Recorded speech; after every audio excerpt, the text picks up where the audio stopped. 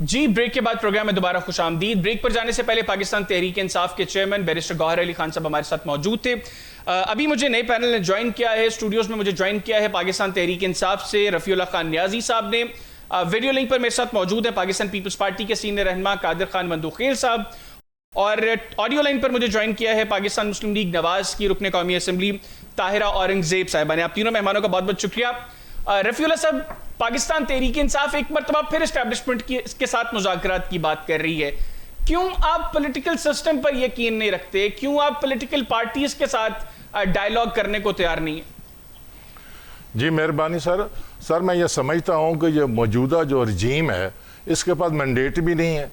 मौजूदा जो political parties है, आप क्या समझते हैं इनके पास मैंडेट है? नहीं, इनको पता ही नहीं कि हमने कितने दिन रहना है, कितने दिन नहीं रहना। जब ये इनकी अपनी हुकूमत जो है वो ख़तरात और ख़दशात से भरी पड़ी है, तो मैं ये समझता हूँ कि जिनके पास मैंडेट है, जो इनको लाने वाले हैं, जो 47 फार्म के थ्रू ये आए हैं, तो जिन्होंने लाया मेरा ख्याल में वही उनके पास ही मैंडेट है, उनसे बात की जाए तो मेरा ख्याल है पॉलिटिकल जो है ना ये सोल्यूशन निकल सकता है। लेकिन आप एक जानिब आप लोग बात करते हैं कि तमाम इंस्टीट्यूशंस अपनी डोमेन में रहें, आप लोग इसके लिए स्ट्रगल कर रहे हैं। दूसरी जानिब आप उनको डोमेन से बाहर लाकर चाहते हैं कि आपके साथ वो मुज़ाकरात भी करें। तो ये तो फिर डबल गेम नहीं है कि एक तरफ बात करें जमहूरियत की, आइन की, कानून की, और दूसरी तरफ खुद ही कहें जी कि नहीं इनके साथ तो बात नहीं करनी, हम तो उनको पॉलिटिकल सिस्टम में लेके आने की कोशिश करेंगे, उनके साथ ही बात करेंगे। दे जी, मैं समझता हूँ जो आइन और कानून है, जब आइन की सुपरमेसी होगा, तमाम अदारे जो हैं वो अपने आइन के अंदर अपना अपना परफॉर्म करेंगे, तो हमें कोई इतराज़ नहीं। अब आप क्या समझते हैं कि इस वक्त जो आइन जो है ना वो, उसको मैं ये कहूँगा अगर सब वर्ड नहीं है तो कम अज़ कम आइन जो है ना वो अपने पूरे फुली तौर पर वो इस मुल्क के अंदर जो है ना उस पर अमल दरामद नहीं हो रहा कहीं नहीं कि सर अगर नहीं हो रहा, कोई गलत कर रहा है तो मतलब किसी का मुंह देख के अपना थप्पड़ों से तो नहीं लाल कर लेते। अगर आपके नजदीक कोई गलत कर रहा है तो आप क्यों ये चाहते हैं कि आप लोग भी उसी तरह गलत करें? अगर आपके नजदीक नून लीग गलत कर रही है, पीपल्स पार्टी गलत कर रही है, बाकी तमाम पॉलिटिकल फोर्सेस गलत कर रही, देखें जी आपके सामने कभी मैं आपके सामने एक मिसाल पेश कर दूं। ये देखें लाहौर का जो हल्का है जिसमें राजा सलेमान अकरम साहब 80,000 से वो जीता है, इनको भी पता है, सबको पता है। आप क्या समझते हैं जब अदारे ही जो है वो सही तरीके फंक्शन ना करें और जो जिन लोगों का हक है, जिनका मैंडेट है उसको ना दें, तो क्या समझते हैं कि फिर इस तरह उनसे बात हो सकती है? कादिर खान बंदूखेल साहब, रफ़ीउल्लाह खान नियाजी साहब तो बज़द हैं और वो कह रहे हैं कि नहीं जी पॉलिटिकल सिस्टम में तो हमें किसी पर ट्रस्ट ही नहीं है, हमने उनके साथ कोई मुज़ाकरात नहीं करने। वो लोग कह रहे हैं कि जी कि हम मुज़ाकरात करेंगे तो सिर्फ एस्टैब्लिशमेंट के साथ करेंगे, वही लोग हैं जो डिसाइड कर सकते हैं चीज़ें, वो अल्टीमेट पावर्स उनके पास हैं यहाँ पे। जी बहुत शुक्रिया। मुझे नहीं पता कि नियाजी साहब कितनी पढ़े लिखे हैं, कानून का कितना पता है, आइन का। जब कोई फौजी जो है ना फौज में भर्ती होता है तो उसका हल्फ ये होता है कि मैं सियासत से दूर रहूँगा। तो क्या उस हल्फ की खिलाफ वर्जी पे उनको उकसा रहा है? आप मुझे बताओ, एक फौजी सियासी पार्टी के साथ मुज़ाकरात कैसे कर सकता है? क्या हल्फ नहीं पढ़ा किसी ने? जब हल्फ पढ़ा हुआ है कि वो सियासत में नहीं, ठीक है माजी में मुदाखलत की है मगर उसको कोई साबित नहीं कर सका। यहाँ तो इमरान खान साहब कह रहे आर्मी चीफ हमारे साथ मुज़ाकरात कर ले या कोई नुमाइंदा वो मुंतखब कर ले। नुमाइंदा किस हैसियत से, किस कानून, किस आइन के तहत वो मुंतखब करेगा? मुंतखब करेगा तो खुद अपनी नौकरी से जाएगा। क्या बातें कर रहे हो आप लोग? जमहूरियत, आइन वाइन, कौन सा आइन, कौन सा जमहूरियत? पता ही को बेटे का। जाए सुप्रीम कोर्ट का फैसला पढ़ ले, जहां डिप्टी स्पीकर कासिम सूरी ने जो अदम एतमाद की तहरीक को खत्म करने के लिए, उसको रोकने के लिए असम्बली तोड़ा, और असम्बली तोड़ने का फिर हाई सुप्रीम कोर्ट के 5 जजेस ने लिखा हुआ है कि आइन शिकन है। लेकिन उसके बावजूद मैं कहता हूं न किसी के ऊपर गद्दारी के केस बनना चाहिए, न करना चाहिए। 77 साल से ये काफिर गद्दार का खेल हमने बहुत देखा है। आइए अब एक दूसरे के साथ सियासी मामलात में सियासी तरीके से बात कर ले। आपको पीपल्स पार्टी का चेहरा पसंद नहीं होगा, न पसंद, मगर हमारी आपसे ज्यादा पुरानी तारीख है। अगर आप फॉर्म 45 की बात करो तो बताओ ना, मुल्तान का 148 का फॉर्म 45, जहां यूसुफ रजा गिलानी साहब 180 सीट से जीता था, रिकाउंटिंग हुई थी 326 हो गए, जब री इलेक्शन हो गए तो उसका बेटा 35,000 वोट से जीता। दिखाइए मुझे तब काल के का फॉर्म 45 दिखाइए मुझे मोहसिन दावड़ साहब का फॉर्म 45। आप बातें कर रहे हो, आपने तो खुद मैंडेट चोर हो मौलाना साहब के पार्टी का, और ऊपर से आप बात कर रहे हो फॉर्म 45 की, जो मैंने हल्के की बात कहे। मैं आपके सामने बैठा हूं, 25 से 30 हजार बैलेट पेपर मेरे सामने पड़े हुए हैं। ये मुखबर खास को, मुस्तफा कमाल को मेरे सीट पे बिठाया जो 7वें नंबर पे था। हम तो खुद इसका शिकार है। इलेक्शन कमीशन ने पिक एंड चूज की है। आज 5 महीने हो गए इलेक्शन कमीशन मेरे दरखास्त पे ना हाँ करे ना करे। हाई कोर्ट में मेरी पिटीशन पेंडिंग है, तारीखी पे तारीख चल रही है। सवाल ये है, ये कौन सी पार्टी है जो आज तक एम्पायर की उंगली ढूंढ रही है, आज तक गेट नंबर 4 ताली की वो कर रही है। अच्छा कादर खान मंदोखिल साहब, मैं यही सवालात रफीउल्लाह साहब से करूंगा, लेकिन उनका पॉइंट मैं पहले आपके सामने रख देता हूं, फिर मैं आपके सवालात उनके पास लेकर जाता हूं। वो ये कह रहे हैं कि आप लोगों के पास अल्टीमेट अथॉरिटी नहीं है, आप लोगों से मुज़ाकरात करेंगे, आप लोग आगे फिर उनसे पूछेंगे जिन्होंने चीजें डिसाइड करनी है। तो हम कहते हैं कि दरमियान में आपके पास जाने से बेहतर हम डायरेक्टली उनके पास जाएं। ओ भाई, हम मोदी से पूछे या हम ट्रंप से पूछे, वो तो हमारा मसला है ना। आप एक फौजी को कैसे बगावत पे उकसा रहे हो, आप एक फौजी को कैसे हाल की खिलाफ वर्जी पे उकसा रहे हो। आप बता दो मुझे, मैं वकील हूं, मेरे साथ कानून आइन की बात कर ले, बात करें। आपको 2018 में आरटीएस सिस्टम जो बिठा के आपको मुसल्लत किए पाकिस्तान पे, उस वक्त भी मेरे चेयरमैन बिलावल भुट्टो ने कहा कि इमरान खान कदम बढ़ाओ, हम तुम्हारे साथ हैं। और फिर जब आपने मौजूदा आर्मी चीफ को आईएसआई के ओहदे से हटाने के लिए बाजवा के पास गए थे, तो बाजवा ने क्या जवाब दिया आपको कि आप किस तरह आए, आप सोच के बताए।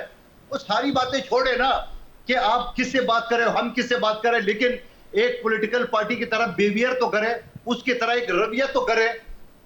आपका चेयरमैन भी जेल के अंदर जो कहता है मैं इसकी निकाल लूंगा, मैं फ्रिज निकालूंगा, मैं फलाने निकाल दूंगा, आज वीआईपी जेल में मौजूद है। मैं 10 साल जेल कमेटी का मेंबर हूं गवर्नर सिंह के साथ। मुझे जेल के एक एक कानून, एक एक लफ्ज पता है। आपने जो जुल्म की आदि फरियाल को, आपने ईद वाली रात को 12 बजे अस्पताल से घसीट को उसको जेल में डाला। उस वक्त खातून याद नहीं आई, उसको इंसानी हुकूक याद नहीं आई। आपने खुर्शीद शाह साहब को 2 साल जेल में बंद रखा। आपने डॉक्टर आसिम के साथ क्या हुआ? हमने तो आपके लिए बड़ा कवानीन लाया, ऑर्डिनेंस लाया, नेब ऑर्डिनेंस आपकी सहूलत के लिए, नहीं तो कचूमर बना लेते हैं। नेब ऑर्डिनेंस 90 दिन रिमांड है, हमने 9 दिन से 14 दिन कर दिए, आपका एतराज। हमने 14 से 40 दिन किए, आपको एतराज। तो भाई आप किस पे राजी हो कि आपसे पूछ के करेंगे?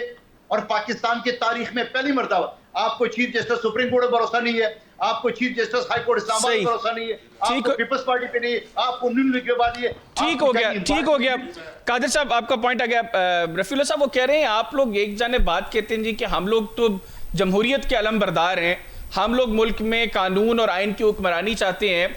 दूसरी जानिब आप लोग प्रोवोक कर रहे हैं कि जिन्होंने ओथ लिया है कि हम लोग पॉलिटिकल मैटर्स में जो है वो खुद को इन्वॉल्व नहीं करेंगे, आप प्रोवोक कर रहे हैं उनको कि वो आपके साथ डायलॉग करें बकौल कादर साहब के कि वो अपना ओथ की वायलेशन करें। तो पॉलिटिकल सिस्टम में रहने के लिए तो जरूरी है कि पॉलिटिकल पार्टीज के साथ डायलॉग करें। जी बिल्कुल, आपने बजा फरमाया। मैं अब्दुल कादर मंदोखिल साहब का बड़ा मोहतरफ हूँ। मैं उनकी याददाश्त ताज़ा करवाना चाहता हूँ। माजी में जब पीएनए और पीपल्स पार्टी के डायलॉग्स हो रहे थे, तो उसके बाद फिर क्या हुआ? वो जख्म जो है इन्होंने खाया था। वो आज तक वो जमहूरियत पे जो शब खून मारा गया, उसकी जो रिड्रेसल है, उसकी जो अभी तक हम उसको नहीं भूल सके। तो आप चाहते हैं कि एक और इस किस्म का सान्या हो जाए?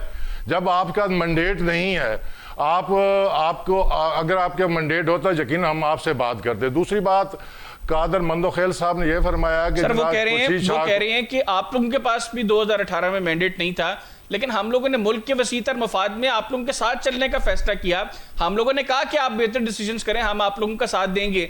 तो अगर हम सिस्टम को चलाने के लिए चल सकते हैं, तो आप लोग क्यों पॉलिटिकल पार्टीज के साथ चलने से डरते हैं? देखें, हम समझते हैं कि जो 2018 के इलेक्शन थे, उसमें आप इन्फॉर्मेटिव कह सकते हैं, मगर उसमें इतना बड़ा कोई मेजर किस्म का उसमें धांधली नहीं हुई। जिस तरह इस बार फरवरी के जो इलेक्शन है 8 फरवरी का, उसमें रिजल्ट चेंज हुए हैं। एक तो इस पे जो है ना, देख लें, धांधली की डेफिनेशंस मुख्तलिफ हो सकती हैं, आपकी मेरी। धांधली तो हुई ना, आपने मुस्लिम लीग नवाज के लोगों से टिकट्स वापस लिए, आप लोगों ने जनूबी पंजाब महाज बनाई, ये धांधली थी ना, ये धांधली की एक और किस्म थी। तो ऐसा न कहें कि 2018 में कुछ नहीं हुआ था। एक्सटेंट थोड़ी सी ऊपर नीचे हो सकती है, आपके साथ थोड़ी ज्यादा सख्ती हुई होगी, उनके साथ थोड़ी कम हुई होगी।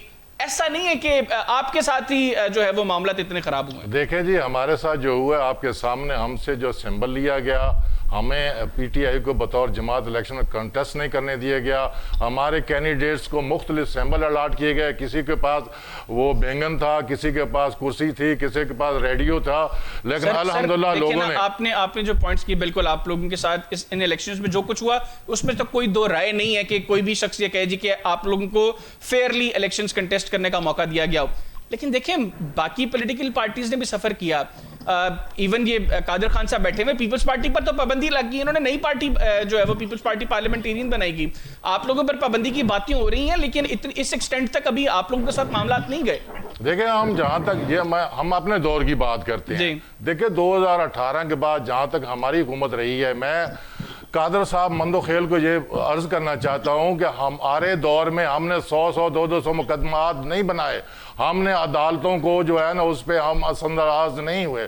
अगर कोर्ट ने उनको बेल दे दी, हमने कहा अल्हम्दुलिल्लाह। लेकिन आज जो पीटीआई के कारकुनान के साथ उस वक्त भी जजेस ने जब फैसले किए, आप लोगों ने तहरीक इंसाफ के सोशल मीडिया हैंडल्स पे जो जजेस के साथ जो कुछ हुआ वो मैं तो कम से कम नहीं भूला। सेकेंडली, मसला तो अभी जुडिशरी के ऊपर तो हम आए नहीं। बात तो ये हो रही है कि आप लोग डायलॉग क्यों नहीं करना चाहते? सर, यही कह रहे हैं कि जो हमारे साथ इन्होंने कर दिया, जो हमारे साथ जो हाल हुआ है, अगर आप ये डायलॉग करना चाहते, ये शुरू स्टार्ट से जो है ना ये इन्वायरमेंट जो है इसको पीसफुल बनाते और कहते नहीं यार ये ज्यादती है, आप जो पॉलिटिकल कारकुन होता है उस पर इतने मुकदमात, इस तरह का जुल्मों और जबर इस्तबदादियत की फिजा नहीं होनी चाहिए। अगर ये उस वक्त ये अगर सियासी कारकुन होने की हैसियत या एक डेमोक्रेटिक एक इन्वायरमेंट क्रिएट करता तो मेरा ख्याल में अब हमें भी इन पे एतबार होता और हम इनके साथ जो है ना वो बैठ जाते। हम चाहते हैं कि डायलॉग हो, लेकिन हम कहते हैं अगर आपके पास मैंडेट नहीं है तो हम कैसे बैठे? नहीं, अगर हुकूमत इनिशिएट करती है चीजें, पॉजिटिव जस्टिस देती है, तो फिर तहरीक इंसाफ अपने इस मौक़िफ़ से पीछे हटेगी कि ठीक है जी, हमने एस्टैब्लिशमेंट के साथ नहीं, हम नून लीग के साथ, हम पीपल्स पार्टी के साथ या हम हुकूमत वक्त के साथ मुज़ाकरात करने को तैयार। देखिए जी, हम ये या फिर भी आप लोग कहेंगे जी कि मुज़ाकरात कर लिए तो ये तो लेजिटिमेट हम हो जाएंगे हमारे नज़दीक। देखें, हम ये चाहते हैं कि अगर इनके पास मैंडेट होता है, यकीन हम इनके साथ कब के बैठ जाते। हम इनसे जो है ना वो डायलॉग अच्छी बात है, डायलॉग से ही मुल्क के मसाइल हल होते हैं। ये डेमोक्रेटिक एक गवर्नमेंट है और इनको डेमोक्रेटिक एटीट्यूड जो है वो जाहिर करना चाहिए। सर, डेमोक्रेटिक एटीट्यूड क्या होता है? आप लोगों के दौरे हुकूमत में नेशनल सिक्योरिटी का मसला होता है, भारत के साथ मामलात पे, कश्मीर के साथ मामलात पे जो है वो हाई लेवल मीटिंग्स हो रही होती हैं, आपका प्राइम मिनिस्टर नहीं जाता। यह आपका एटीट्यूड डेमोक्रेटिक था? आप लोगों को वो कह रहे हैं हमारे साथ बैठ के चार्टर ऑफ इकोनॉमी करें, जब आप लोग वज़ीर आज़म थे, आपका वज़ीर आज़म था जिसके ऊपर उनको तहफ़्फ़ुज़ात थे कि गलत इलेक्शंस के साथ आप लोगों को ज़बरदस्ती मुसल्लत किया गया है, लेकिन उन्होंने कहा कि चलें मुल्क के लिए हम चलते हैं, आपके साथ चार्टर ऑफ इकोनॉमी करते हैं, बैठे हमारे साथ मुल्क के मफाद में बातें करें। आप लोगों ने आपने कहा जी नहीं, ये चार्टर ऑफ इकोनॉमी के भेस में आएंगे और फिर पीछे से हमसे एनआरओ मांगेंगे। ये डेमोक्रेटिक रवैया था। आज वो आपको कह रहे हैं कि आए बैठे हमारे साथ मुज़ाकरात करें, आपने कहा नहीं, हमने इनके साथ क्यों मुज़ाकरात करें, हम तो एस्टैब्लिशमेंट के साथ मुज़ाकरात करेंगे। तो डेमोक्रेटिक रवैये की जिसकी तवक्को आप उनसे कर रहे हैं, पहले आप खुद तो अपने गिरबान में देखें आप लोग क्या कर रहे हैं। देखिए जी, अभी ख्वाजा आसफ साहब का जो इंटरव्यू आया है उसने बताया कि 2019 से हमारी बात हो चुकी थी। किसके साथ? यानी जनरल बाजवा के साथ, फैज़ हमीद के साथ। उस वक्त से जो हमारे खिलाफ जो है ना ये तहरीक शुरू हो गई थी कि इमरान खान को हटाना है और हुकूमत जो है पीडीएम को देनी है। ये बात तो अब ढकी छुपी नहीं, सामने आ गई है ना। देखिए, ये डेमोक्रेटिक नहीं है। मेरे डेमोक्रेटिक मुराद ये है कि आप मुझे बताएं, चलो ये जुडिशियल पे ये जुडिशियल पे इनका कंट्रोल नहीं है, मगर जो प्रोविंशियल दूसरे अदारे पुलिस है उन पे तो है ना। आप मुझे बताएं, एक एक बंदे खिलाफ किस तरह चार दीवारी का जो तकद्दस को पामाल गया। मैं इनकी इस बात पे तवज्जो इस तरह तवज्जो दिलाना चाहता हूँ कि जब ज़ियाउल हक का मार्शल आया था उस वक्त तो इस तरह चार दीवार तकद्दस नहीं हुआ। मेरे ख्याल में नुसरत भुट्टो को उस वक्त हाउस अरेस्ट किया गया था, सदर का लेफ्टिनेंट। इस तरह जिस तरह अब सनम जावेद के साथ कादर साहब कह रहे हैं कि चांद रात पे आपने जो है वो आसिफ अली जरदारी साहब की जो हमशीरा हैं फरियाल तालपुर साहिबा, आप लोग उनको जिस तरीके से अस्पताल से लेकर गए, आप लोगों ने बंद किया। मरीम नवाज शरीफ साहिबा जब कराची में थी, उनके होटल के कमरे में जिस तरीके से छापा मारा गया। तो मेरा मकसद ये नहीं है कि आज ये सारी बहस के बाद मैं ये साबित करूं कि आपके साथ जो हो रहा है वो सही हो रहा है। मैं सिर्फ आपको ये कह रहा हूं कि आप कम से कम फिर इस चीज को तो एक्सेप्ट करें कि हाँ हमसे गलतियां हुई हैं, अब हम ये गलतियां नहीं करेंगे, इनको भी ये सब कुछ नहीं करना चाहिए। देखें अदारे जो है ना उसको उनको कोई और कंट्रोल कर, यही तो मसला है। यही आपके दौर में भी कोई और कंट्रोल कर रहा था। ये बिल्कुल डेफिनेटली कर रहे। ठीक हो गया, ठीक हो गया। कादिर साहब वो कह रहे हैं जेस्चर्स, एक जानिब तो चले वो पहले जेस्चर्स का पॉइंट उठाते हैं जी कि गवर्नमेंट की तरफ से कोई पॉजिटिव जेस्चर्स हो तो हम सोचें, लेकिन उसके बाद भी जब मैं उनको लेके आता हूं इस पॉइंट के ऊपर तो वो फिर भी कहते हैं कि अब उसके बाद तो मैंडेट नहीं है इनके पास, हम क्यों उनके साथ मुज़ाकरत करें। तो इस माहौल में फिर चीजें किस तरह आगे चलेंगी आपके नजदीक? देखिए नियाजी साहब भी मेरे तरह गांव देहात का रहने वाला है। जब गांव में दो बड़े आपस में लड़ते हैं तो किसी वजह से लड़ते हैं, एक कहते हैं मेरे साथ ज्यादती हुई, दूसरा के साथ मेरे ज्यादती हुई है, और अगर किसी के साथ ज्यादती नहीं हो तो मुज़ाकरात किस बात पे? वो तो फिर दोनों अपने अपनी जगह पे खुश है। मुज़ाकरात होता ही इस पॉइंट पे कि भाई मुझे आपसे गिला है, आपको मुझसे गिला है, आओ जो बैठे बात करे। तो सवाल ये कि अब ये कहता है बैठता नहीं, अच्छा इनको ये भी अच्छी तरह पता है कि हमने ज्यादती नहीं की है, ये किसी और ने की है। अगर किसी और नहीं किए तब भी आप पॉलिटिकल लोगों को इकट्ठा कर ले कि बाबा ना नूंगली नहीं किए, ना क्यों नहीं किए, ज्यादती कहीं और नहीं किए, आइए आज मिलके सारी सियासी कोते एक हो जाए, उसके लिए भी बात कर ले। अच्छा उनको पता है जो मारता है उन्हीं से जो है ना वो मांगते हैं, दुआ मांगते हैं, उन्हीं से रिलीफ मांगते हैं। तो सवाल ये पहला अपना जो रवैया है वो पॉलिटिकल तो बना ले। पॉलिटिकल रवैया नहीं है। मैं ये नहीं कहता हूँ उनके साथ ज्यादती नहीं हुई है, मैं ये नहीं कहता हूँ पुलिस इनके साथ नहीं किया होगा, हर जगह पे हो रही है, हर दौर में हो रही है, लेकिन पॉलिटिकल लोग बैठते इसी वजह से। हो सकता है सिंध पुलिस हो, हुकूमत है, वहां किसी ने ज्यादती हुई तो ये मेरे साथ बैठेगा तो बताएगा। ये पहले कहते नहीं जी पहले ये सारी चीजें खत्म करे। बाबा जब ये सारी चीजें खत्म हो जाए तो आपको मुझसे गिला नहीं होगा, मुझे आपसे गिला नहीं होगा, तो फिर बैठक किस बात की? तो सवाल ये कि इनको अभी तक और मेरी मालूमात के मुताबिक जेल के अंदर खान साहब की कई मुलाकातें हो चुकी है इस्टेब्लिशमेंट के साथ, वो नाकाम हो चुकी है।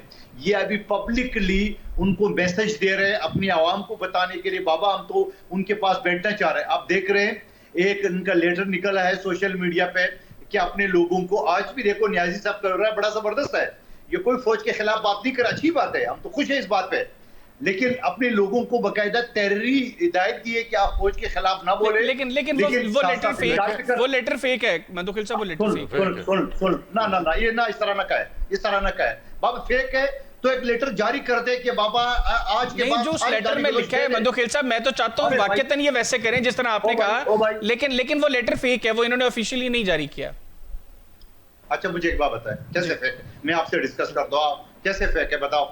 वो जनरल सेक्रेटरी के बजाय एडिशनल जनरल सेक्रेटरी लिखा हुआ इस बात पे? नहीं उन्होंने कह दिया कि ये लेटर ही हमारा, हमने नहीं वो एडिशनल जनरल सेक्रेटरी, वो हमारा जनरल सेक्रेटरी फुल फ्लैज है। सुन लो ये जानबूझ के लेटर में एडिशनल लिखा गया ताकि हमारे कारकुन उसको ये आप कह सकते हैं, ये आप कह सकते हैं कि बाबा ऑन कोई नहीं कर रहा है ना कादर साहब, इसको ऑन कोई नहीं कर रहा। जवाब सुन ले, एक उमर अयूब साहब एक लेटर जारी कर दें तमाम एमपीए मैंने के बाबा आपका जो दिल में आए वही करो, हमारी तरफ से कोई मुमानियत नहीं है, ये भी तो नहीं कर रहा है। तो इसका मतलब इनडायरेक्ट मैसेज दे दिया। अभी न्याजी साहब देखो बड़ा राम कर रहा है, वरना हफ्ता पहले इनके रहमानों से बात करे तो वो गाली गलोच के पीक पे थे। इसका मतलब अच्छी बात है, मैं तो अप्रिशिएट करो, मगर अच्छी बात को आप क्यों नहीं करे हो? आप अवाम ने किए ना करो, फौज हमारी है सब है, लेकिन इनकार भी कर रहे हैं। भाई उस लेटर में क्या गलत है? यही गलत है कि आप फौज को गाली गलोच ना करें तो अच्छी बात है, तो उससे इनकार क्यों करें? इसका मतलब क्या है कि अगर हमारे मुज़ाकरात कामयाब हो गए तो हम बोलेंगे हम तो पहले ही कहते हैं फौज अच्छी है, और अगर मुज़ाकरात हमारे कामयाब नहीं हुए तो हम लोगों को बोले लग जाओ उसके बाद पीछे फिर शुरू हो जाओ सारे गाली गलोच ब्रिगेड। सवाल ये है, ये इनको खुद नहीं पता चल रहा है, और ये इनके लोग खुद चाहते हैं कोई एमपीए बनाए, कोई तर्जमान बनाए, कोई एमएनए बनाए, कोई नहीं चाहता कि इमरान खान साहब बाहर आ जाए। कानून में आपको बताऊं, मैं 30 साल से प्रैक्टिस कर रहा हूं सुप्रीम कोर्ट तक, कानून बड़ा वाजिया है। 9 में की जो मुकदमा आता है उसमें कानून में ये लिखा है कि 1 हफ्ते के अंदर केस का फैसला होगा।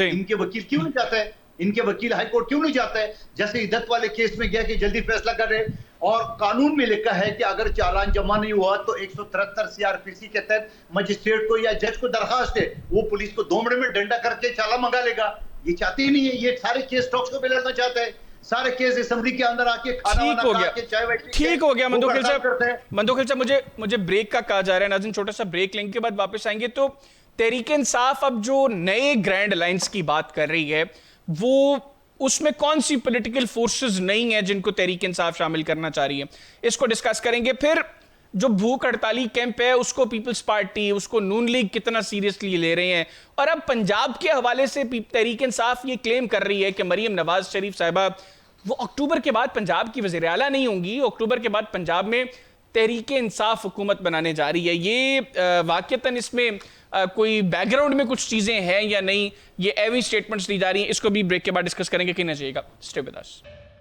जी, ब्रेक के बाद प्रोग्राम में दोबारा खुशामदीद। रफ़ीउल्लाह साहब, एक तो जो कादिर खान मंदूखील साहब बातें कर रहे हैं कि अल्टीमेटली फिर पॉलिटिकल सिस्टम के अंदर तो शामिल होना ज़रूरी है।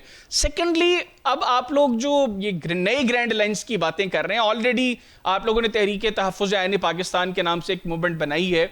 अब ये नया ग्रैंड अलायंस, वो उसका मकसद क्या है और कौन सी नई पॉलिटिकल पावर्स हैं जिनको आप इसमें शामिल करने जा रहे हैं? देखिए जी, ये जो अलायंस बनते रहते हैं, डेमोक्रेटिक जब एज होगी, दौर होगा, तो उसमें अलायंस बनते भी हैं, टूटते भी हैं। तो हम एक ऐसी पॉलिटिकल फोर्स बनाना चाहते हैं जो आइन और कानून के मुताबिक वो डिलीवर कर सके।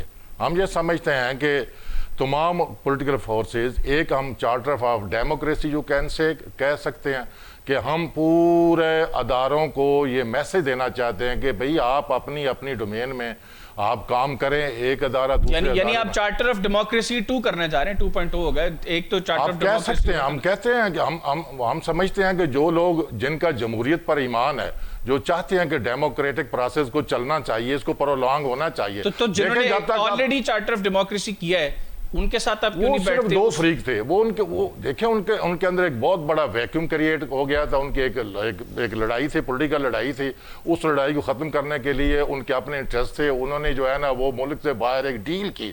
उसको आप डायलॉग नहीं कहेंगे। डायलॉग जो वो होते हैं जो पब्लिक के सामने किए जाते हैं, जो खुफिया जगह पे की जाते हैं, मुल्क से बाहर कहते हैं। आप कह सकते हैं कि वो एक डील है, एक खुफिया डील। और खुफिया डील का अगर मैं उसको एक्सप्लेन करूँ, इसको डिफाइन करूँ, तो मेरा ख्याल में इससे बहुत सारे अब आप कौन सी नई पॉलिटिकल पावर्स हैं जिसको हम समझते हैं कि जो लोग जमहूरियत पर यकीन रखते हैं, जो पॉलिटिकल फोर्सेस जो ये चाहते हैं कि मुल्क में आइन और कानून की बालादस्ती हो, सुप्रीमेसी ऑफ कॉन्स्टिट्यूशन हो, सुप्रीमेसी ऑफ डेमोक्रेसी हो, जहां लोगों को, आवाम को उनके जो हकूक फ़राइज़ उसको प्रोटेक्ट किया जाए, उनके हकूक दिए जाएं। हम ऐसी पॉलिटिकल फोर्स के जो हमारे इस प्रोग्राम के साथ हमारे साथ चलती हैं, जहां हम समझते हैं कि फिर मैं कहता हूं कि जो इसमें इंटरफेरेंस का जो एलिमेंट्स है, इसको जो है ना, इसको हम रिमूव कर सकते हैं। लेकिन यहाँ पे आप लोगों की पॉलिसी से कम ये चीजें अंडरस्टैंड नहीं हो पा रही। एक तरफ आप पॉलिटिकल इंटरफेरेंस से दूर रहने की बात कर रहे हैं कि पॉलिटिकल इंटरफेरेंस नहीं होनी चाहिए उन कुव्वतों की जिनका पॉलिटिकल मामला से ताल्लुक कोई नहीं है। फिर आप लोग उनके साथ डायलॉग की बातें भी, कादिर खान साहब तो कह रहे हैं कि आप लोगों के उनके साथ मुज़ाकरात भी चल रहे हैं जो कामयाब नहीं हुए, इसलिए अब आप लोगों ने ये लाइन लेना शुरू कर दी। हम ये रोड मैप बनाना चाहते हैं मुस्तकबिल के लिए कि इन फ्यूचर आप एक ऐसा रोड मैप दे दें इस सोसाइटी को, इस रियासत को, इस पाकिस्तान को, ताकि आप सब इस पे मुतफिक हो सके। अगर ये भी हमारे प्रोग्राम के साथ अगर ये इत्तेफाक करते आए हमारे साथ है, अलायंस करिए, हुकूमत से बाहर आए। आप समझते हैं कि ये सुप्रीमेसी ऑफ डेमोक्रेसी पे, सुप्रीमेसी ऑफ कॉन्स्टिट्यूशन पे बिलीव करते हैं आपके नजदीक?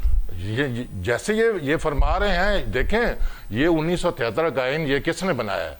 ये पीटीए ने नहीं बनाया, ये पीपी जुल्फ़िकार अली भुट्टो मरहूम ने बनाया है। फिर आपके सामने एक बहुत बड़ी मूवमेंट भी आई है जो निज़ाम मुस्तफ़ा के नाम से चलाई गई, और डायलॉग्स भी हुआ और डायलॉग कामयाब हो रहे थे। फिर उसके बाद क्या हुआ कि किस तरह उस डेमोक्रेसी को किस तरह उस पर शब खून मारा गया। उसके बाद भी मुतअद्दिद राइवल जो पॉलिटिकल फोर्सेज है उन्होंने डायलॉग किए, लेकिन उनका नतीजा नहीं निकलता। मैं ये समझता हूं, कादिर खान मंदूखील साहब ने कहा कि हमारा माजी बहुत बड़ा है, हमने एक बड़ा वक्त गुजारा है सिस्टम के अंदर, तो हम तो कह रहे हैं कि कौमी धारे में आए, सियासी धारे में आए, सियासत के दानों के साथ बैठे। आप क्या मतलब, मैं आपकी बातों से ये अंडरस्टैंड नहीं कर पा रहा। एक जानब आप कह रहे हैं कि ना हो इंटरफेरेंस, और दूसरी तरफ आप कह रहे हैं हम मैसेज भी देना चाहते हैं कि सिस्टम इस तरीके से चले। आप उनके साथ डायलॉग करके किसको मैसेज दे रहे हैं कि इस तरीके से सिस्टम चलेगा? देखें, हम ये चाहते हैं कि हमारे जो हकूक, हमारे हकूक पे डाका मारा गया, हमारा मैंडेट चुराया गया, वो हमें वापस दें। हम समझेंगे कि इन्वायरमेंट जो है वो क्लियर है, तो हम इनके साथ बैठ सकते हैं। जब तक हमारा मैंडेट हमें वापस नहीं मिलेगा, हमें यकीन नहीं होगा कि इनके पास जो है मैंडेट है। आप क्या एक्सपेक्ट करते हैं कि वो कहें कि वो जाली मैंडेट पे बैठे हुए हैं, हम आपको मैंडेट वापस करते आए हैं, बैठे हमारे साथ? नहीं, ये ईमानदारी से बात कर, इनको नहीं पता, इनको सब कुछ पता है। कादर मंदो खेल साहब को मैं कैसे बता, ये सीनियर है माशाल्लाह, ये सब कुछ जानता और लायर भी हैं, इनको सारी बातों का पता है। कोई चीज़ छुप सकती है? आज देखें डिजिटल एज है, आज मीडिया का दौर है, सोशल मीडिया का दौर है, हर चीज़ सामने आ रही है। आपके सामने किस्मर जो रावलपिंडी साहब हैं उन्होंने क्या बयान किया है, आप उसी को सामने रख कर अगर ये मोरालिटी एथिक्स का तकाजा ये है कि ये रेजिग्नेशन दें, ये हुकूमत से बयान निकलें, ये कहेंगे हम आपके साथ आ गए हैं, जो डेमोक्रेसी नॉर्म्स हैं, जो असूल है, हम उसके लिए रोड मैप आपके साथ मिलकर बनाते हैं, आए हमारे तहरीक। वो तब होगा ना सर जब आप बैठ के डायलॉग करेंगे। आप कह रहे हैं कि पहले हमारी शराइत माने फिर हम डायलॉग करेंगे। डायलॉग कभी भी शराइत रख के आप उनसे पॉजिटिव रिजल्ट्स नहीं ले सकते। हाँ, शराइत तब रखी जाती है जब आपकी नीयत में खोट हो के नहीं जी काम नहीं करना, ठीक है, ये 9 मन तेल होगा तो फिर राधा नाचेगी। सर में हम विक्टिमाइज हैं, ज्यादती हमारे साथ हुई है, हमारे साथ हमारे मैंडेट पे डाका डाला गया। खुदा के लिए आप हमारा रिड्रेसल तो करें ना, तो फिर हम समझेंगे कि जी इनके पास जो है ना वो मैंडेट है। अच्छा, और जो चार्टर ऑफ डेमोक्रेसी की आप नए मतलब चार्टर ऑफ डेमोक्रेसी 2.0 की जो आप बात कर रहे हैं, उसमें आप पीपल्स पार्टी को, मुस्लिम लीग नून को भी फिर शामिल करेंगे? मतलब ये ग्रैंड लाइंस किसके साथ होगा, किसके खिलाफ होगा? देखिए, हम किसी के खिलाफ नहीं ग्रैंड लाइंस बनाना चाहते। हम ये कहते हैं कि हमारा मैंडेट हमें वापस दिया जाए, हमारे साथ जो ज्यादती है उसको उस ज्यादती का जो है ना हमें उसकी रिडर्सल की जाए। उसके बाद हम बैठने के लिए तैयार हैं, सिर्फ डेमोक्रेसी के लिए। हम चाहते हैं उससे पहले नहीं, उससे पहले नहीं। जब हमें हमारा हक नहीं मिल सकता, हम कैसे मान जाएंगे कि ये फिर हम ये समझते हैं कि इनके पास मैंडेट नहीं है। ठीक हो गया कादिर साहब, बेसिकली अब ये नए ग्रैंड अलायंस की बात कर रहे हैं, जिसमें उन्होंने पहले दावत तो दी आपको कि अगर आप लोग भी सुप्रीमेसी ऑफ डेमोक्रेसी पे यकीन रखते हैं, सुप्रीमेसी ऑफ कॉन्स्टिट्यूशन पे आपका यकीन है, तो फिर आप भी उस सिस्टम में आए, हमारे साथ उस चार्टर ऑफ डेमोक्रेसी 2.0 का हिस्सा बने। लेकिन बाद में वो कह रहे हैं पहले मैंडेट दें हमें वापस, और ईमानदारी के साथ मैंडेट वापस करें, फिर बैठेंगे हम आपके साथ। आप मुझे बता दें कि 2 फरीक जब आपस में बैठते हैं तो पहले उसको मुतालबाल करते हैं, या पहले डिस्कशन होती है, बाद में मुतालबिक सामने रखते हैं और उसके ऊपर कोई हल निकालते हैं, मानता है नहीं मानता है? नंबर 1 बात। दूसरी बात ये कि ये जो मैंडेट की बात कर रहे हैं, क्या ये मौलाना फजल अहमद साहब को अपना मैंडेट देंगे? क्या पीटीएम की सीटों पे जो डाका डाला है वजीरिस्तान में, ये उनको देंगे? तो सवाल ये कि बहुत सारी बातें ऐसी है, इनका मेरे नीचे जो इनका एमपीए बैठा हुआ है वो ऑलरेडी स्टे लिया हुआ है। जो एमपीए है आसिफ मूसा, वो जीता हुआ है, रिकाउंटिंग में स्टे लेके इनका कैंडिडेट बैठा है। अब आप कहते हैं मैंडेट वापस, तो मैंडेट तो हम आपसे मांग रहे हैं भाई, वापस करो, अपने एमपीए को वापस बुला लो, बोलो स्टे हटा दो, रिकाउंटिंग कराओ, हमारे वोट ज्यादा है। आज भी मेरे नीचे NA 242 के नीचे PS 112 सर बुलंद खान इनका एमपीए बैठा हुआ है स्टे ऑर्डर पे। इससे पहले कासम सूरी आखिरी वक्त तक स्टे ऑर्डर बैठा हुआ है। आपको पता है 65,000 वोट जाली थे ये महमूद खाना चकजी साहब के मुकाबले में, स्टे पे बैठा हुआ है।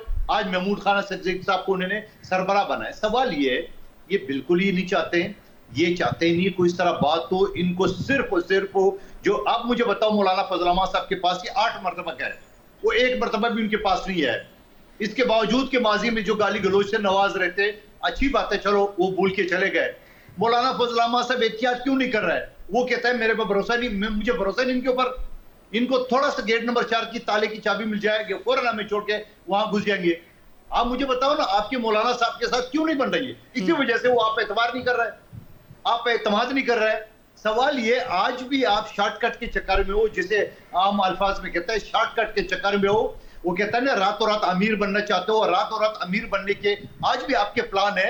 वरना सियासी जो हमने अपने कायदीन को कहा है, हमने 80,000 हमारे 600 से ज्यादा जाले कत्ल हो चुके हैं, शहीद हो चुके हैं। हमारे सरबरा को जो सुप्रीम कोर्ट ने 45 बार शहीद जुल्फकार अली भुट्टो को डिक्लेयर किए। आपके ये अलीमन गंडपुर जो बड़े बड़े जुल्फे लेके बैठा हुआ है, ये क्या अल्फाज कहते थे भुट्टो साहब के बारे में? आज पड़ गया ना मुंह पे तमाचा, जो सुप्रीम कोर्ट ने कहा कि उसके साथ गलत हुई, ज्यादती हुई है। बेनजीर भुट्टो को कत्ल किए, हमसे अलग कर दिए, क्या कसूर था उसका? एक खातून बन के वो यहीं बैठी रही है, सड़कों पे जाते रही है। इंटेलिजेंस की रिपोर्ट थी कि आपको वो दलेर खातून जो है ना वो रोड पे घूम रही थी आवाम की खातिर। सवाल ये है, आप तो एक वीआईपी जेल में बैठे हुए हैं, 8-9 कमरे हैं, वॉक भी है, फ्रूट भी पड़ा हुआ है, टीवी भी पड़ा हुआ है, कूलर भी है, और इस तरह जैसा बनी गाला में बैठे हुए सारे लोग आते हैं, मुज़ाकरात भी करते हैं, डिस्कशन भी लेते हैं, गाइडेंस भी लेते हैं। और तो और पाकिस्तान के 77 साल तारीख में एक सजा याफ्ता होने के बावजूद वो सुप्रीम कोर्ट से भी बराह रास्त मुखातिब है। आप मुझे बताओ, ये आपका जेल है, ये आपकी ज्यादती है, ये आपके साथ नारावा हुआ है? क्योंकि आप नारावा की आदि हो। 2018 में जिस तरह आरटीआई सिस्टम बिठा के आपको बिठा दिए, आप उसी कश्मकश पे हो। ठीक हो गया। अच्छा कादिर खान साहब, इसी इलेक्शन की बात बता रहा हूं, इसी इलेक्शन में जहां ये इनकी आजाद को या इनके लोग को वहां पीपल्स पार्टी इनको ऑफर किया है, कोई शर्त नहीं है हम आपको सपोर्ट करते हैं, आप बोलो नहीं। हमारे पास क्या रास्ता था नून लीग को सपोर्ट के अलावा? ये कहता है हमारे साथ बैठ जाए हुकूमत, हम 2 मिनट में हुकूमत छोड़ने को तैयार है। अब बात तो करो, हम कन्विंस तो करो, हमें कन्विंस तो करो इस बात पे, हमारे साथ बैठक तो करो। आप एडवांस पे कहते हैं मैं हुकूमत छोड़ दूं, वो कहता है ना कि नई महबूबा मिली नहीं है, पुरानी महबूबा। यानी आपका ये क्लेम है ये चाहते ही नहीं है हुकूमत लेना? नो, बिल्कुल बिल्कुल। ठीक हो गया रफीउल्लाह साहब। मंदुख खिल साहब कह रहे हैं हम तो 2 मिनट नहीं लगाएंगे, आज बैठ जाए हमारे साथ हुकूमत साजी के लिए, फिर तो आप हुकूमत में आ गए, फिर तो मामला तो आपके बेहतर हो जाएंगे। बड़ी अच्छी डील उन्होंने दोबारा ऑफर की है। पहले भी पीपल्स पार्टी ने आपसे कहा कि आए बनाए गवर्नमेंट बनाए, वो अभी भी कह रहे हैं हम तो 2 मिनट नहीं लगाएंगे, आप लोग बैठे हैं बनाते हैं गवर्नमेंट। देखें जी, गुजारिश ये है कि ये पीपल्स पार्टी के पास ये इस बात का भी मैंडेट नहीं है कि ये दावत दें। जिन्होंने दावत देनी है उन्होंने दे दी है। जिनको मेरी आप गुजारिश मैं पूरा मैं आपका एक्सप्लेन करता हूँ। मैं फिर कहता हूँ कि हमारा मैंडेट चोरी हुआ है। हमारे कारकुनान, हमारे असीरान जो इस वक्त जेल, उनके साथ जो जुल्म सितम हुआ है, कादर मंदो खेल साहब आपकी जमात के साथ 1% भी ऐसा नहीं हुआ माजी में। आप खुशकिस्मत हैं, आप बच गए हैं। तो हम ये समझते हैं कि अगर वाकई आप हमारे साथ बैठना चाहते हैं तो फिर या तो फिर फ्रेश इलेक्शन की बात करें, नए इलेक्शन करवा दें, जो आप असेंबली में डिसॉल्व कर दें, बाहर आए, हम इंशाल्लाह आपके साथ बैठेंगे। उसके लिए एक इंडिपेंडेंट जो है इलेक्शन कमिश्नर के लिए ये मुझे आप सुन ले मेरा फिक्रा, मेरी बात जी मुकम्मल करें। मैं फिर मंदुख खिल साहब फिर हम आपके साथ बैठेंगे, आप बैठे हमारे साथ, हम एक independent election chief election commissioner के लिए बैठेंगे, हम एक फ्री एंड फेयर इलेक्शन के लिए बैठेंगे। नया साहब मसला किस वक्त ठीक होता है? मतलब जब आपके पास ताकत और इख्तियार हो, फिर आप चीजें ठीक कर सकते हैं। मंदुख खिल साहब कह रहे हैं कि बैठे ना 2 मिनट नहीं लगाएंगे, आप लोग आए गवर्नमेंट बनाए, चीजों को कैरी करें, आप लोगों के अपने मामला भी ठीक हो जाएंगे। देखिए ये कैसे है इनका, अभी इनके अंदर जो है ना डिफरेंसेस हैं नून और ये पीपी के दरमियान। सर उनके डिफरेंसेस तो अपनी जगह ना, वो आप अलाइड कर रहे हैं, अलाई है ना दोनों, लेकिन दोनों के दरमियान बाज मामलात पे ये एक दूसरे के साथ घरों में भाइयों में भी इख्तिलाफात होते हैं। भाइयों वाली बात और उनके डिफरेंसेस के ऊपर नहीं जा रहा, वो आपको ऑफर कर रहे हैं, चले उनके डिफरेंसेस हैं, वो डिफरेंसेस की वजह से ही अगर आपको ऑफर कर रहे हैं कि आए बनाएं गवर्नमेंट बनाएं। देखिए जी हम बिल्कुल इनके साथ बैठ सकते हैं, अगर ये असेंबली डिसॉल्व कर दें या हुकूमत से बाहर आ जाए, हमारे साथ बैठ जाए, हम मुस्तकबिल की रोड मैप देंगे इंशाल्लाह इनके साथ मिलकर। अभी इलेक्शंस हो गए हैं, फ्री एंड फेयर इलेक्शन। आप लोग सबसे बड़ी जमात खुद को क्लेम कर रहे हैं भी नंबर वाइज, आपके पास सबसे ज्यादा नंबर्स हैं नेशनल असेंबली के अंदर। आप लोग को वो कह रहे हैं कि आपका हक बनता है कि आप लोग पहले हुकूमत बनाए, हमने पहले आपको ऑफर किया, चलें तब आपने नहीं कहा। अब वो नून लीग के इत्तेहादी होने के बावजूद आपको कह रहे हैं कि आप लोग अगर इस मुद्दे पर आते हैं कि हुकूमत हमने बनानी है, हमारा ये हक बनता है, हम 2 मिनट नहीं लगाएंगे, हम नून लीग को छोड़ के हम आपके साथ बैठेंगे। देखें जी हम बिल्कुल चाहते हैं, मगर मेरी ये गुजारिश है कि हमारा मैंडेट वापस दिया जाए, फिर हम हुकूमत भी बनाएंगे, बिल्कुल बनाएंगे, हम इनके साथ भी बैठेंगे, हम इनके लिए मुस्तकबिल का जो लाया अमल है डेमोक्रेसी के लिए, वो उसके लिए भी हम बिल्कुल इनकी बात मानेंगे, मनवाएंगे, मगर दलील के साथ। अगर ये ऐसे कहते रहेंगे, नारे मारते रहेंगे, बातें करते रहेंगे, दलील तो बड़ी सीधी, उन्होंने सीधी ऑफर कर दी। बहरहाल मेरे पास वक्त कम है। कादिर खान मंदुख खिल साहब, एक तो आपने ऑफर की हुजूर किसी से पूछ के की है, वो कह रहे हैं किसी से पूछ के ऑफर कर सकते हैं, अदरवाइज तो ये ऑफर भी नहीं कर सकते। तो आपको किसी ने कहा है कि इनको ऑफर कर दें या पहले कहा था? देखिए मैं पार्टी के एक अदना सा रुकन या एक अदना सा तर्जुमान की हैसियत से जब मैं नेशनल टीवी पे ये बात कर रहा हूँ, और ये बात हम प्रैक्टिकली साबित कर चुके हैं, हमारे खुर्शीद शाह साहब इनको इलेक्शन की पूरी बात ऑफर कर चुके हैं, वो बात तो सामने है आपके। हम यही चीज करें कि देखो मुज़ाकरात पे एडवांस पे शर्तें नहीं होते, 2 कबीले भी आपस में जब झगड़ते हैं तो एडवांस पे शर्तें नहीं होते हैं, उसमें एक दूसरे के शराइत सामने रखते हैं, फिर उस पर डिस्कशन होती है, फिर होते। अब आप एक तरफ तो ये कहता है ये बैठना नहीं चाह रहे, दूसरे तरफ कह रहे नून लीग से इनकी वो चल रही है, गेप चल रही है आपस में नाराजगी। भाई नून लीग की और हमारी सियासत में जमीन आसमान का फर्क है, हम तो मजबूरी में साथ है, हम तो चीख चीख के बोला है मजबूरी में साथ है। असम्बली में मैं हिस्सा था। आप देख ले पूरे असम्बली के प्रोसीडिंग में पीडीएम की हुकूमत के होते हुए भी मैं मुस्लिम लीग नून पे वो करा था, एतराज तो करा था। आखिर में कादिर खान बंदोखिल साहब, देखें, जो जिसकी मेन पॉइंट है, वजह से- मुझे क्लोजिंग की तरफ जाना है। रफीउल्लाह साहब, बस एक क्लैरिटी, आपने किसी से पूछ के इनको मुज़ाकरात की पहले दावत दी थी? अब ये बात फिर आप मुझे बोले, फिर बता दो, सबूत बता दो। नहीं, मैं सबूत नहीं, मैं उनकी बात कर रहा हूं।